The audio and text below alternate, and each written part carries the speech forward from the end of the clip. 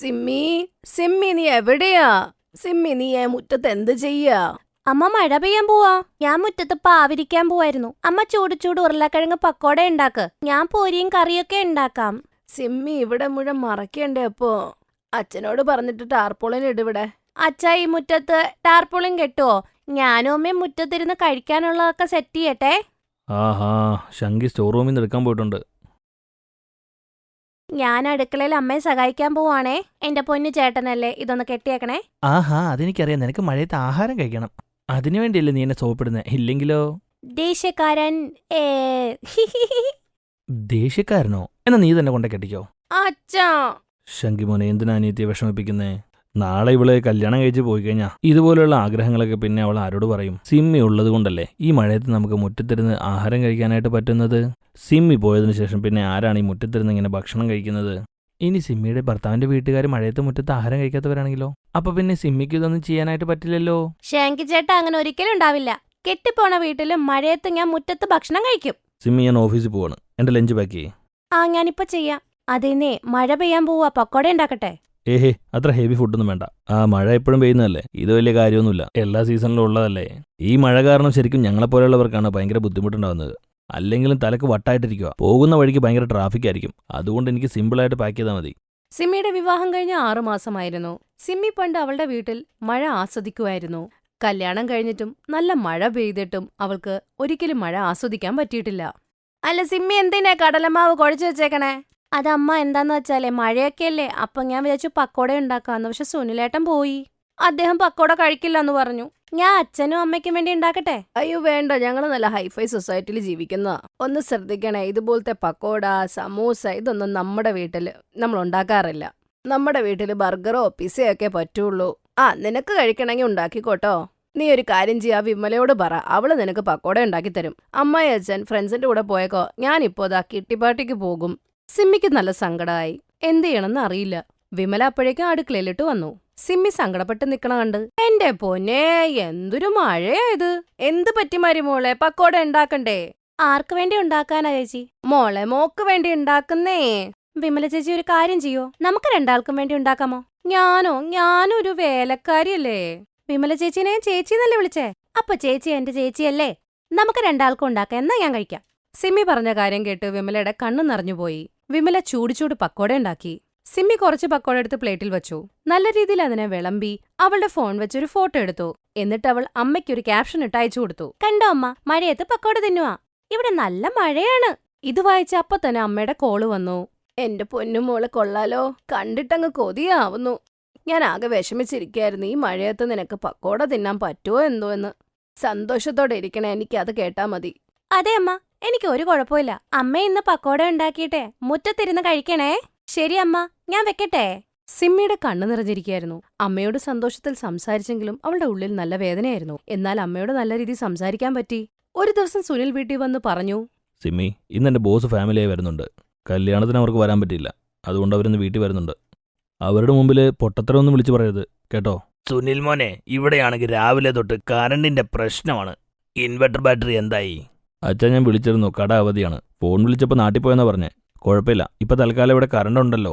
മഴ പെയ്യുമ്പോഴാണല്ലോ ഇവിടെ കറണ്ട് പോകുന്നത്. എല്ലാരും വൈകിട്ടത്തെ തിരക്കിലായി. സിമ്മി വിമലയുടെ കൂടെ അടുക്കളയില് പാചകത്തിലായി. പക്ഷെ അതിഥികൾ വരുന്നതിന് 10 മിനിറ്റ് മുമ്പ് കറണ്ട് പോയി. ഇത് കണ്ടോ, കറണ്ട് പോയി. അതിഥികൾ ഇപ്പോ വരുമല്ലോ. പുറത്ത് ഇടിമിന്നലുമാണ്. നല്ല കാറ്റുണ്ടല്ലോ, അതുകൊണ്ട് അവർ കറണ്ട് ഓഫ് ചെയ്തായിരിക്കും.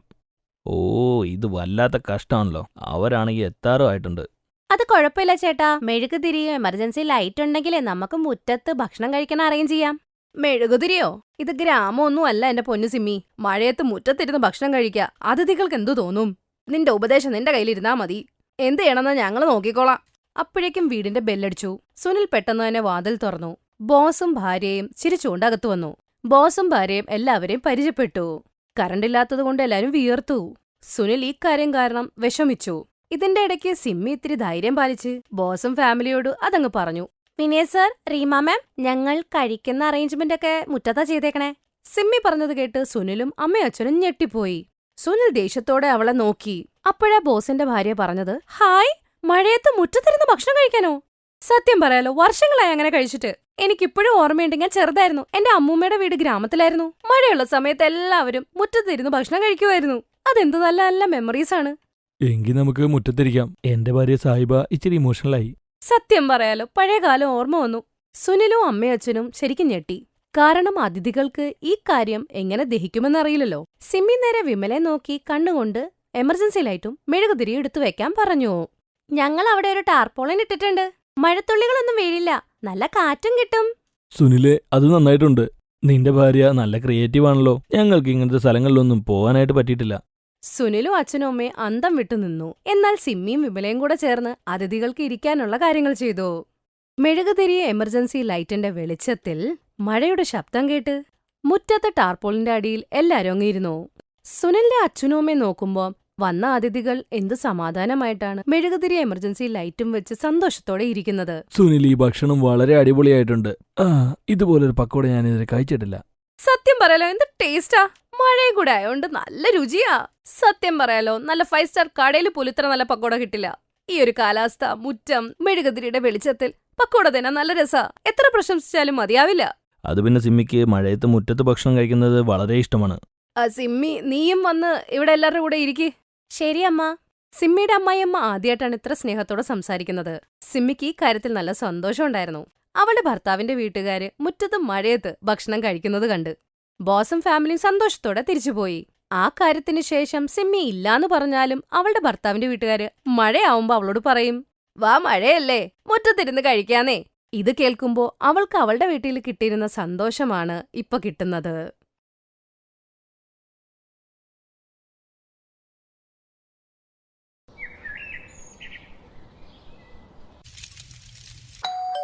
ഞാൻ പോയി നോക്കാം.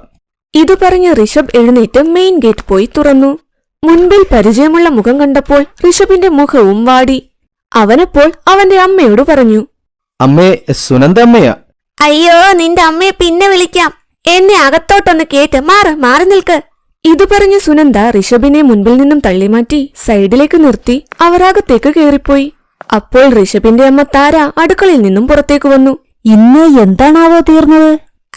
കുറച്ച് പഞ്ചസാര വേണം. ഈ പാത്രം നിറച്ചോളൂ. ഇന്നെല്ലാവർക്കും വേണ്ടി പായസം ഉണ്ടാക്കിയാലോ എന്ന് ചിന്തിച്ചു. എന്നാൽ പാത്രം തുറന്നപ്പോൾ പഞ്ചസാരയുടെ ഒരു പൊടി പോലുമില്ല. രാകേഷും നിധിയും കുറച്ചു സമയത്തിനുള്ളിൽ വീട്ടിൽ വരും. ഒന്നും ഉണ്ടാക്കിയില്ലെങ്കിൽ ശരിയാകില്ല. ഇവിടെ നല്ല മണമൊക്കെ വരുന്നുണ്ടല്ലോ. ഇന്ന് എന്താ കഴിക്കാനുണ്ടാക്കിയത്? പ്രത്യേകിച്ചൊന്നുമില്ല, മധുരക്കിഴങ്ങ് കറിയും പൊറോട്ടയും. അയ്യയ്യോ, മധുരക്കിഴങ്ങിന്റെ കറി എനിക്ക് വളരെ ഇഷ്ടമാണല്ലോ. നല്ല മുളകരച്ച കറിയുടെ കൂടെ അത് കഴിക്കണം. പറഞ്ഞറിയിക്കാൻ പറ്റില്ല. അങ്ങനെ തന്നെയല്ലേ ചെയ്തത്? കഴിക്കാൻ വേണോ? അയ്യോ, വേണ്ട. നിർബന്ധമാണെങ്കിൽ കുറച്ചിങ്ങിത്താ. എന്നാലൊരു കാര്യം ചെയ്യ്, ഒരു ചെറിയ പാത്രത്തിലിങ്ങിത്താ. നാളെ വരുമ്പോൾ തിരിച്ചു തരാം. സുനന്ദ താരയുടെ അയൽവാസിയാണ്. അവർ എപ്പോഴും ഇങ്ങനെയാണ്. രാവിലെ തന്നെ അവരുടെ ആദ്യത്തെ ജോലി താരയുടെ വീട്ടിൽ നിന്നും കഴിക്കാൻ വാങ്ങുന്നതാണ്. ഇടയ്ക്ക് സാധനങ്ങളാണെങ്കിൽ ഇടയ്ക്ക് ഭക്ഷണങ്ങളും. സുനന്ദ എന്തെങ്കിലുമൊക്കെ പറഞ്ഞ് എല്ലാ സാധനങ്ങളും വാങ്ങിയെടുക്കുമായിരുന്നു. അവരുടെ ഈ പ്രവൃത്തിയിൽ താരയോടൊപ്പം മകൻ ഋഷഭനും ശല്യം തോന്നിയിരുന്നു. അമ്മേ, അമ്മ വെറും പാവമാ. ആ പെണ്ണുമ്പിള്ള എന്നും വന്ന് അമ്മയെ മണ്ടിയാക്കിയിട്ട് സാധനം വാങ്ങിക്കൊണ്ട് പോകുന്നു. അല്ല മോനെ, പഴയ അയൽവക്കമാ.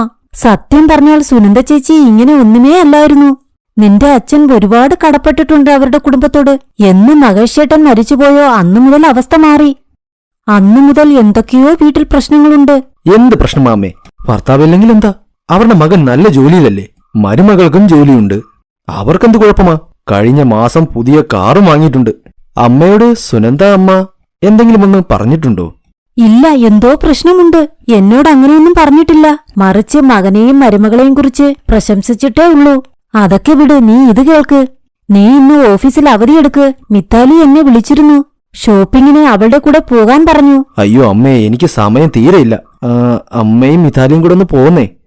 ഇതാ എന്റെ ക്രെഡിറ്റ് കാർഡ് വെച്ചോളൂ. എന്താണെന്ന് വെച്ചാൽ വാങ്ങിക്കോളൂ. നിങ്ങളൊന്ന് നോക്ക്. ഋഷഭും മിതാലിയും കോളേജ് കാലം തൊട്ടേ ഇഷ്ടത്തിലാണ്. പെട്ടെന്ന് തന്നെ അവരുടെ കല്യാണവും നടക്കാൻ പോകുന്നു. ഋഷഭ് വെൽ സെറ്റിൽഡുമാണ്. മിതാലിക്ക് ബുദ്ധിയുമുണ്ട്, വളരെ മിടുക്കിയുമാണ്. താരയ്ക്കും ഈ ബന്ധത്തിൽ വളരെ ഇഷ്ടമായിരുന്നു. ഒരു ദിവസം, സുഖമാണോ താരേ? ഓ, മരുമകളെ സ്വാഗതം ചെയ്യാനുള്ള തിരക്കിലായിരിക്കും. അതെ, കാര്യങ്ങളൊക്കെ നടന്നു പോകുന്നു. കുറച്ച് പണിയൊക്കെ ചെയ്യാൻ മിതാലിയും എന്നെ ഇനി സഹായിക്കും. ഋഷഭും ഓഫീസിലെ കാര്യങ്ങളൊക്കെ നോക്കിക്കോളും. നല്ല കാര്യം തന്നെ. ഞാൻ വന്ന കാര്യം, നിന്റെ കയ്യിൽ കുറച്ച് ജീരകം എടുക്കാൻ കാണുമോ? ഹാ ഉണ്ട്, പക്ഷെ കുറച്ച് പഴകിയതാ. അയ്യോ, എന്നാൽ നിനക്ക് ഉപയോഗിക്കാൻ പറ്റില്ലല്ലോ. ഒരു കാര്യം ചെയ്, എല്ലാം എനിക്ക് താ. ഹാ, അതുകൊണ്ട് പിന്നെ നിങ്ങളെന്ത് ചെയ്യും? സുനന്ദ താരയെ അയൽവാസിയായി കണ്ടു. എന്നാൽ താര അവരെ ഒരു മൂത്ത ചേച്ചിയെപ്പോലെയാണ് കണ്ടത്. എന്നാൽ എപ്പോഴും ഇങ്ങനെ സാധനം വാങ്ങാനായി സുനന്ദയുടെ ധൈര്യം കൂടിയപ്പോൾ അത് താരയ്ക്ക് വലിയ ബുദ്ധിമുട്ടായി മാറി. എന്നാൽ ഇപ്പോൾ വീടിന്റെ സ്ഥിതി മാറാൻ പോവുകയാണ്. കല്യാണത്തിനു ശേഷം മരുമകൾ മിതാലിയുടെ കയ്യിലായി അടുക്കള ഭരണം. അങ്ങനെ ഒരിക്കൽ, ഇന്ന് എന്തൊക്കെയുണ്ടാക്കി താരയുടെ മരുമകളെ? ചോറും കറിയുമാ ഉണ്ടാക്കിയത്, കൊണ്ടുവരണോ? കൊണ്ടുവാ. എനിക്ക് ചോറും കറിയും വളരെ ഇഷ്ടമാ. മിതാലി പെട്ടെന്ന് ഒരു പ്ലേറ്റിൽ ചോറും കറിയും കൊണ്ടുവന്നു കൊടുത്തു. സുനന്ദയും അത് മിനിറ്റുകൾക്കുള്ളിൽ തീർത്ത് വളരെ സ്നേഹത്തോടെ പറഞ്ഞു, കൊള്ളാം, അടിപൊളിയായിട്ടുണ്ട്. നല്ല കറിയാണ് മോളെ, അടിപൊളിയായിട്ടുണ്ട്. ഒരു കാര്യം ചെയ്യ്, ഈ പാത്രത്തിൽ കുറച്ച് കറിയിങ്ങിത്താ. ഞാൻ കൊണ്ടുവരാം. മിതാലിക്കിത് തുടക്കമായതുകൊണ്ട് അവൾ ഒന്നും പറഞ്ഞില്ല. എന്നാൽ ദിവസങ്ങൾക്കു ശേഷം, നോക്കൂ, ഈ സുനന്ദാമ്മായിക്ക് എന്തെങ്കിലും കുഴപ്പമുണ്ടോ? ഒരു കുഴപ്പമില്ല, നല്ല അറു പിശിക്കുക. എന്നും ഭക്ഷണം ചോദിച്ച് ഇവിടേക്ക് വരും. മിതാലി അപ്പോൾ ഋഷഭനോടൊന്നും പറഞ്ഞില്ല. അവൾ അടുക്കളയിൽ പോയി പണി തുടങ്ങി. അങ്ങനെ അടുത്ത ദിവസം, എടി താരേ, നീ എവിടെയാ? അമ്മയുടെ ആരോഗ്യം തീരെ ശരിയല്ല. അമ്മ മുറിയിൽ വിശ്രമിക്കുകയാ. അത്യാവശ്യമുണ്ടെങ്കിൽ ഞാൻ വിളിക്കാം. അയ്യോ വേണ്ട, ഞാൻ കുറച്ച് കടുകെണ്ണ വാങ്ങിക്കാൻ വന്നതാ. കുഴപ്പമില്ല, ഞാൻ പിന്നെ വരാം. നിൽക്കൂ, ഞാൻ എടുത്തുകൊണ്ടുവരാം. അങ്ങനെ മിതാലി സുനന്ദ കൊണ്ടുവന്ന ആ ബോട്ടിലിൽ കുറച്ച് കടുകെണ്ണ എടുത്തുകൊണ്ടുവന്നു കൊടുത്തു. സുനന്ദയും അതെടുത്തുകൊണ്ട് അവരുടെ വീട്ടിലേക്ക് പോയി.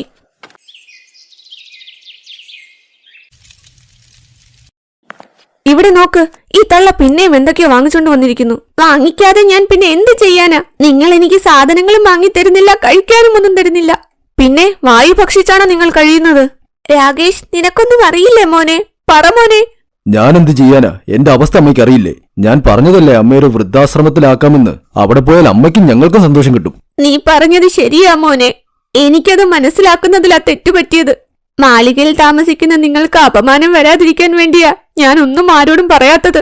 ഇപ്പോൾ തോന്നുന്നു നിങ്ങളാണ് ശരിയെന്ന്. ഇന്നു മുതൽ നിങ്ങൾ ഞങ്ങളുടെ കൂടെ വാ ചേച്ചി, ഞങ്ങളുടെ വീട്ടിലേക്ക്. ഇനി അവിടെ താമസിക്കാം. താര, നിങ്ങൾ? അതെ ചേച്ചി, എന്തായാലും നന്നായി. മിതാലി പറഞ്ഞപ്പോൾ നിങ്ങളുടെ പിന്നാലെ തന്നെ ഇവിടേക്ക് വന്നത്. എന്താ ചേച്ചി, ഇതെന്താ ഞങ്ങളോട് പറയാതിരുന്നത്? എന്തു പറയാനാ താര? എന്റെ ഒരേ ഒരു മകന് പോലും എന്നെ വേണ്ട. എന്റെ മരുമകളാണെങ്കിൽ കഴിക്കാൻ പോലും ഒന്നും തരില്ല. എന്നും അയൽവക്കത്തു നിന്നാ ഞാൻ എന്തെങ്കിലും വാങ്ങി കഴിക്കുന്നത്. ഞാൻ ഇതെങ്ങനെ പറയും? ഏത് മുഖം വെച്ച് പറയും? അപമാനം കൊണ്ട് എനിക്കൊന്നും പറയാൻ പറ്റിയില്ല. ഇല്ല അമ്മേ, അപമാനം നിങ്ങൾക്കല്ല, ഇവരുടേതാ. കാലം അവർക്ക് ശിക്ഷ നൽകിക്കോളും. ഇപ്പോൾ ഞങ്ങളോടൊപ്പം വരൂ. ഇനി ഞങ്ങളോടൊപ്പം ജീവിക്കാം. ഞാൻ എന്റെ കൈകൊണ്ട് നിങ്ങൾക്ക് ഭക്ഷണം ഉണ്ടാക്കിത്തരാം. വേണ്ട മോളെ, ഞാനങ്ങനെ ചെയ്യാൻ പാടില്ല. ഞാൻ നിങ്ങൾക്കൊരു ബാധ്യതയായി മാറും. പിന്നെ ഋഷഭ്, അവൻ എന്തൊക്കെ പറയും? അവനോട് ഞാൻ പറഞ്ഞോളാം അമ്മേ. അമ്മ ഒന്നും ഓർത്ത് വിഷമിക്കണ്ട. അമ്മയുടെ മരുമകളായി എന്നെ കണ്ട് എന്റെ ഒപ്പം വാ. ഇങ്ങനെ പറഞ്ഞ് മിതാലി സുനന്ദയുടെ കൈ പിടിച്ചു. സുനന്ദയ്ക്കും വേണ്ട എന്ന് പറയാനുള്ള ധൈര്യം വന്നില്ല. അവർ തന്റെ മകന്റെയും മരുമകളുടെ മുഖത്തേക്ക് നോക്കിയതേയില്ല. അവർ അവരുടെ ഒപ്പം പോയി. തന്റെ ബാക്കിയുള്ള ജീവിതം സന്തോഷത്തോടെയും സമാധാനത്തോടെയും ജീവിക്കാൻ വേണ്ടി. Thanks for watching.